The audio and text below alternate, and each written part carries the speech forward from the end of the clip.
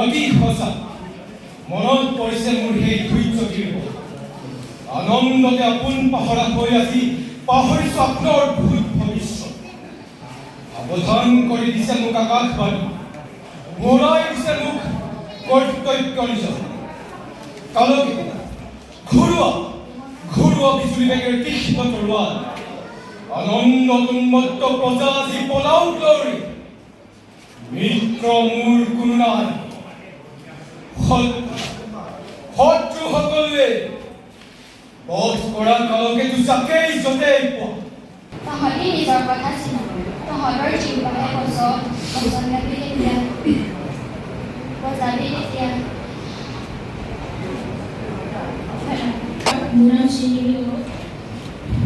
আমাৰ ৰাঘৱতী নগৰ কিন্তু ঘৰত পালে পূৰ্ণিমাৰ তোমালোকৰ সকলো অভিলাষ মই পূৰ্ণ কৰোঁ এই বছৰ ভাগিতে আছিল ধন্যবাদ।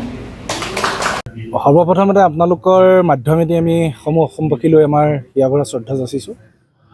আপোনালোকে ইতিমধ্যে অৱগত যে অসমৰ ভিতৰতে অন্যতম এটি আমাৰ অনুষ্ঠান নৱবিকাশ নাট্য বিদ্যালয় এই নাট্য বিদ্যালয়ে 2019 চনৰ পৰা আজি তাৰিখলৈকে 7টা বৰ্ষ অতিক্ৰম কৰি আজি 8ম বৰ্ষত আমাৰ ভৰি দিছে। বহু ঘাট প্ৰতিঘাতৰ মাজেদি আমি অনুষ্ঠানটো চলাই আহি অসমৰ বিভিন্ন প্ৰান্তত আমি সৰু সৰু ল'ৰা ছোৱালী নাটক প্ৰদৰ্শন কৰি প্ৰতিযোগিতা কৰি আমি অঞ্চলটোলৈ লগতে জিলাখনলৈ সুনাম কঢ়িয়াই আনিবলৈ সক্ষম হৈছোঁ। লগতে আমাৰ ছাত্ৰ ছাত্ৰীসকলে ব্যক্তিগতভাৱেও কিছু পুৰস্কাৰ আজৰি আনিবলৈ সক্ষম হৈছে সদৌ অসম ভিত্তিত তাৰ বাবে আমি গৌৰৱান্বিত। যেহেতু আপোনালোকৰ এই যি কৰ্মশালা প্ৰশিক্ষক হিচাপে কোন কোন আহিব? প্ৰশিক্ষক হিচাপে আমাৰ যি 15 দিনীয়া যি কৰ্মশালা হ'ব প্ৰশিক্ষক হিচাপে আহিব আমাৰ জনপ্ৰিয় কৌতুক অভিনেতা যোৰহাটৰ পবিত্ৰ বৰুৱা সকলোৱে হয়তো চিনি পায় অসমৰ জনমানসত প্ৰতিষ্ঠিত এজন ব্যক্তি। লগতে আহিব আমাৰ বিদুৰ ভাই খ্যাত ত্ৰৈলোক্য বৰুৱা তেওঁ আমাৰ মাজত থাকিব।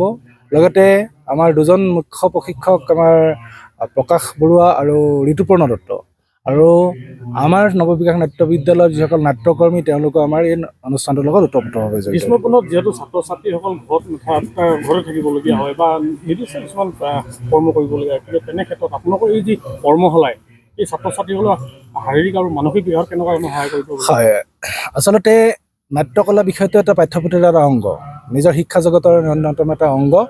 এই কাৰিকুলাম এক্টিভিটিৰ দ্বাৰাই ছাত্ৰ ছাত্ৰীসকলৰ সামাজিক দিশটো যথেষ্ট বিকশিত হয় বুলি আমি অনুভৱ কৰোঁ আৰু ইয়াৰ দ্বাৰাই আমি এই অঞ্চলৰ লগতে জিলাখনৰ বিভিন্ন ছাত্ৰ ছাত্ৰীক আমি জড়িতকৰণ কৰাই তেওঁলোকৰ মানসিক শাৰীৰিক আৰু লগতে যিখিনি আমাৰ অভিনয় শিল্পৰ প্ৰতি যিসকল আগ্ৰহ তেখেতসকলক আমি আগুৱাই নিয়াৰ প্ৰয়াস কৰিছোঁ।